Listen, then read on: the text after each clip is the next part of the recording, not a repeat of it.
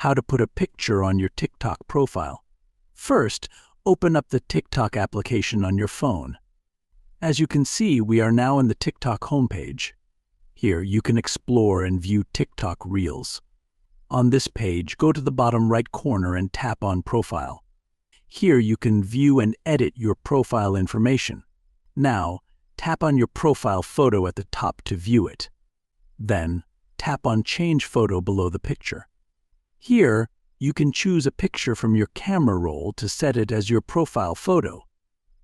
Select a photo of your choice and then tap on Save at the bottom. You have now successfully changed your profile picture. Following these steps, you can easily put a picture on your TikTok profile. Thank you for watching. Please leave a like if this tutorial helped you, or leave a comment below if you have any questions related to the video.